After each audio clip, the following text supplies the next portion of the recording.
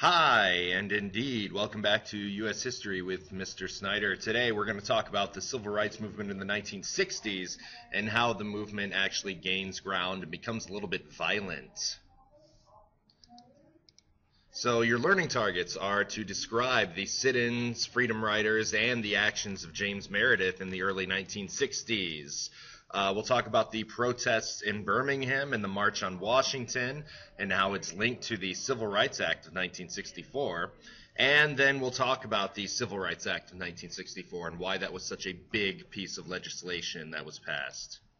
So let's discuss these nonviolent organizations like the Southern Christian Leadership Conference, the Freedom Riders, the sit-ins that take place mostly by SNCC members. And SNCC is the Student Nonviolent Coordinating Committee. So the key word in there is student and nonviolent.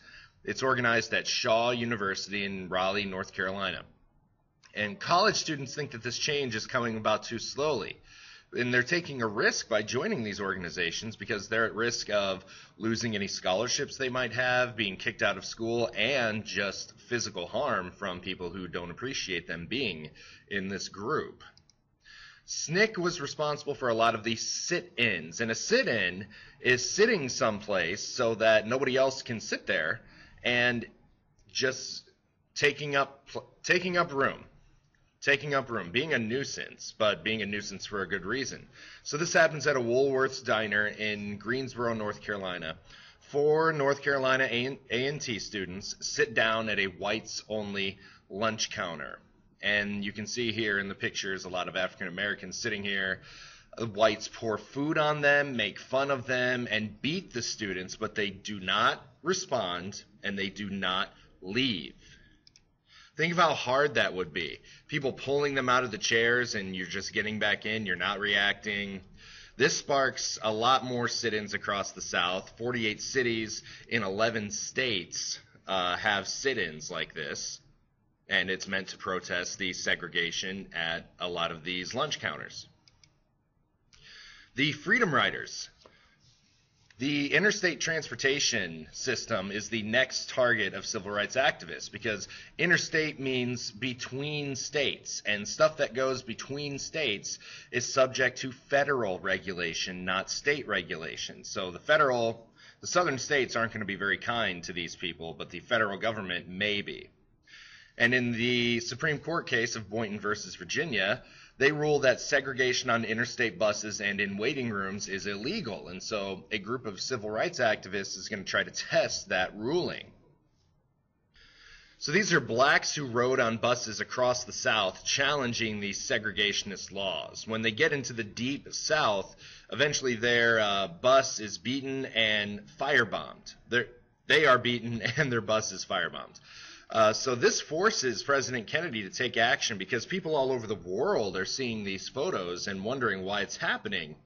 And so Kennedy sends federal marshals to protect the riders and eventually makes a deal with Mississippi leaders that the riders would be protected and the state and local police would protect the riders as well from any physical harm in exchange for their arrest, and Kennedy wouldn't stop their arrest for disturbing the peace. So the Freedom Riders really forced the federal government to act to enforce the laws that they pass or the statutes that they pass. Like in the Supreme Court case, they said it was illegal, and they forced the federal government to enforce that.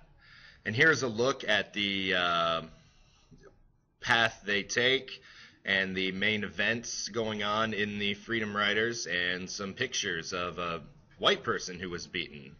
Because it wasn't just blacks, it was also blacks and whites on these buses. And here you can see the federal marshals on these buses protecting them as well.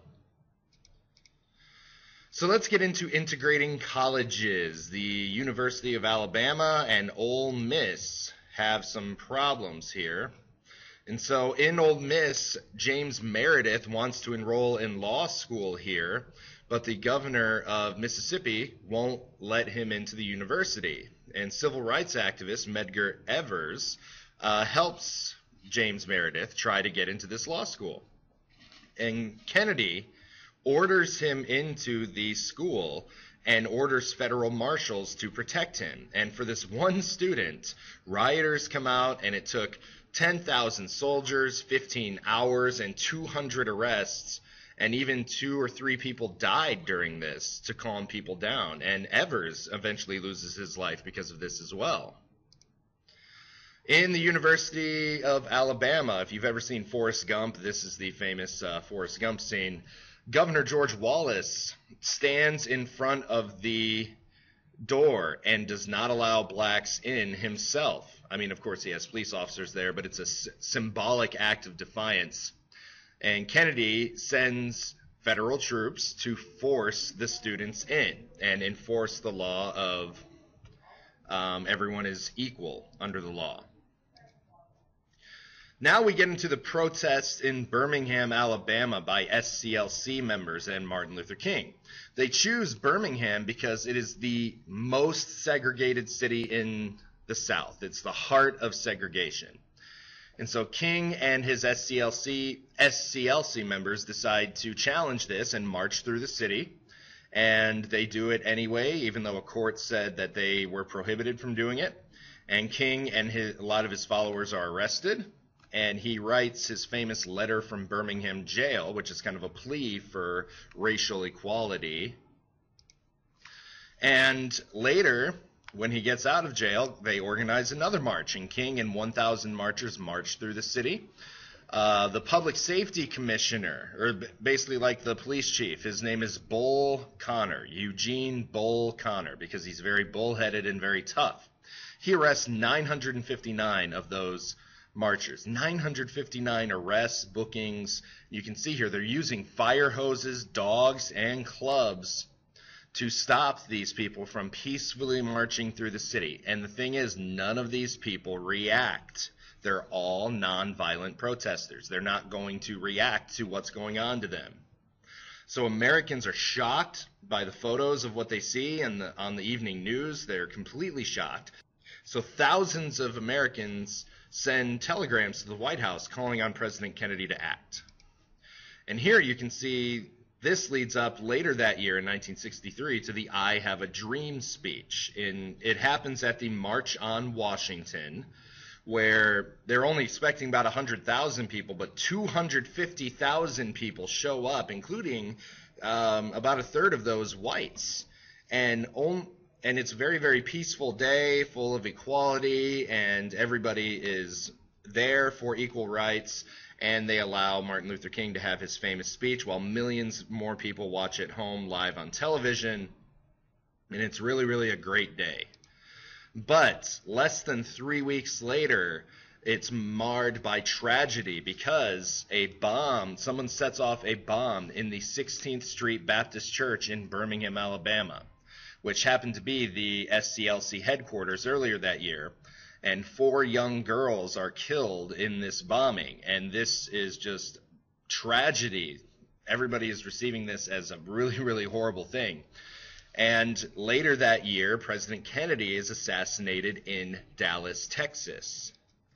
And so President Lyndon Johnson, who, when he becomes president, everyone's like, oh no, God, we have a Southerner for a president now.